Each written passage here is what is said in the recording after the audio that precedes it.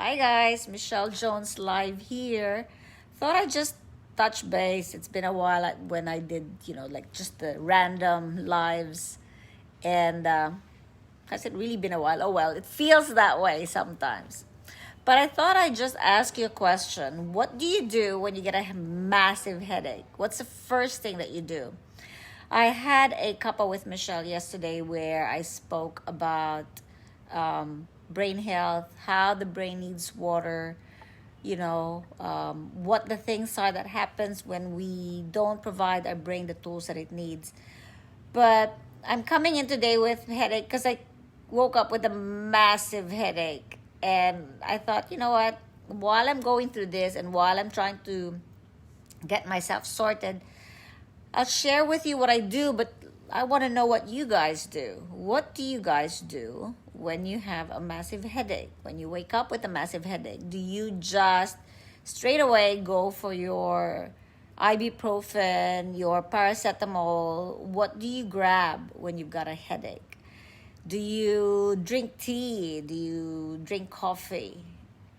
So I remember when I was growing up, and I had a massive problem with migraine. And a lot of the medications for migraine back then. I'm not gonna say that I still know what's in migraine medications today because I haven't had a migraine medication. But back then, migraine medications had caffeine in it. They always had caffeine because caffeine has the ability to actually dilate your blood vessels.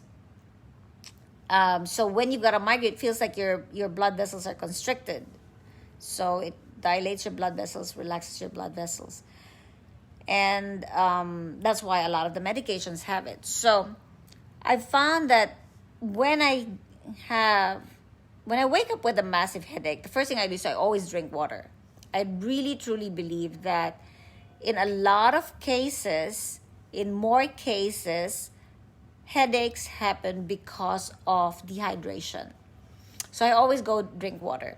The other thing that I try and figure out is if I've had something bad to eat or something that I might have been intolerant to, the night before, or if you get a massive headache in the middle of the day, previous to when you had the headache, did you have something that your body didn't exactly want to have? And the reason for that is, remember, there's a connection between your brain and your gut. So doesn't necessarily mean that a headache is just here. It's just focused on your head. A headache can come from several different things. So always take into account what you ate. So I had a really bad gut last night. We ate something and looks like one of the fruit that we put in our smoothie. Actually, we didn't eat, we had a smoothie. So one of the fruit that we put in our smoothie might have been off because when we tried it afterwards, it didn't smell too good. It looked good, it looked okay, but afterwards when we actually ate it on its own, it didn't smell or taste quite right. So sometimes foods can cause reactions in our gut. And when that happens, there are two things that can happen. When the reaction happens, you can either get like diarrhea because of bad reaction to the food, and you get dehydrated, and that causes a headache. The other one is more of like an allergic reaction, an intolerance reaction, which can also bring about a headache. So I was thinking, probably could be that, I'm not quite sure. So I had my water already this morning. Again, remember, our brain is mostly water, I have to say 73 to 78% water. Different studies give different numbers. And again, the gut and brain connection. So you have to look at both of that. But the other thing that I've found, if I've drank my water, still have the headache, identified the food and try to flush it out with water, I go get my coffee because I still find that coffee has the ability, as I said, to dilate the vessels and release the headache tension. It actually works quite well. However, there will be some people who are so used to coffee that coffee can actually trigger migraine headaches rather than relieve migraine headaches. So the moral of the lesson in that is that don't get too addicted to any type of food, don't overdo any type of food, especially stuff like coffee. Because when you do um, take too much of it, the health benefits disappear. The ability of coffee to actually get rid of your headache goes away. It now becomes the cause of the headache, right? So I'm really curious, again, as I said, what do you do? Hey, Ken, how are you? Great to see you. So, Ken, I was just asking everyone, what do you do when you get a headache? What is the first thing that you grab? How do you try and relieve your headache? Especially if you wake up and you've got a big day ahead and you woke up with that headache, what do you do? So, it's always something that, I get really curious about because we all have different ways of dealing. And headaches is one of those things that can stop us from being able to go ahead with our day. So I've just had 1 cup of coffee and my headache actually is much better. It's actually not as bad as what it was. It felt like, I was telling Adam earlier, it felt like something was on my head here and here. And I couldn't get rid of it. I couldn't shake it with just drinking the water and having a meal. Hunger can also cause a headache. So if you haven't had anything to eat, because remember, when you are too hungry, your blood sugar levels drop. When your blood sugar levels drop, you get slightly disorientated and you may have a headache. So start thinking about your headaches rather than just popping a pill. Start thinking of what the cause of the headache is, because if you don't treat that cause, although the medication can momentarily get rid of the headache, it will not get rid of the problems. It will constantly come back because you haven't really taken care of the cause. So identify the cause of your problem before you actually start getting your remedy for your headache. I hope that's helped. It was just something that I wanted to share with you because I was just going through it. And as I said, got a big day ahead. Everyone's busy because it's almost Christmas. My God, can you believe it's almost Christmas? I was just telling my husband, it doesn't feel like Christmas.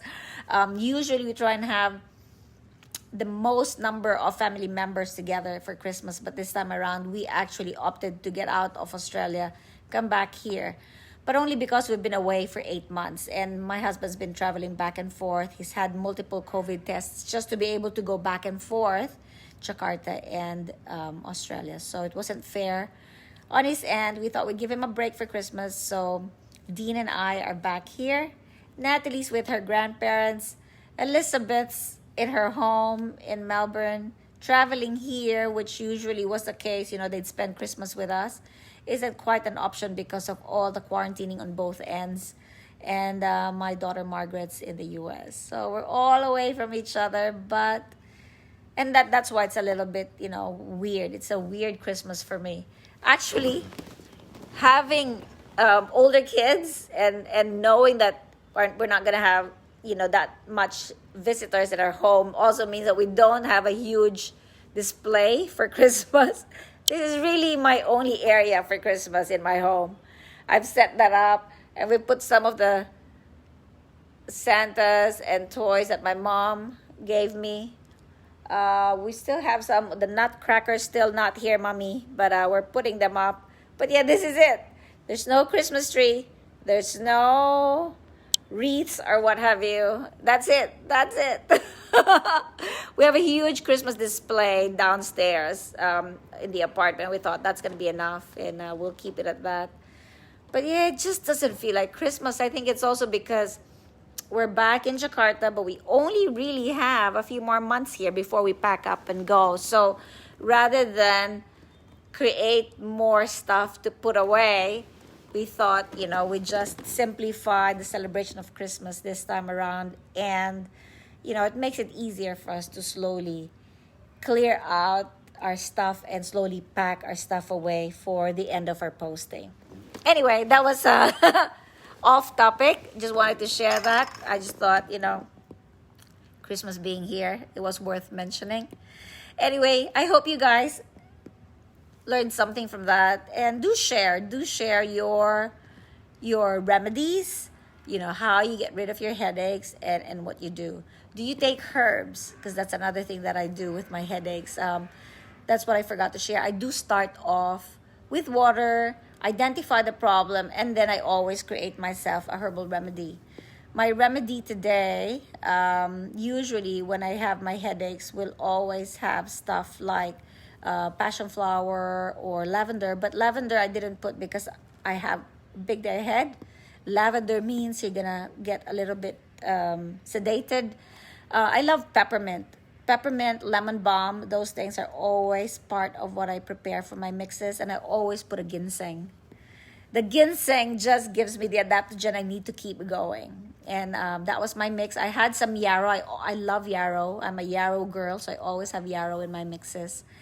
And this time around, rather than have it as a shot, I put it in hot water and drank it as tea. So I love using it as tea, and I find that it actually relieves whatever dramas I'm going through and the headaches and what have you.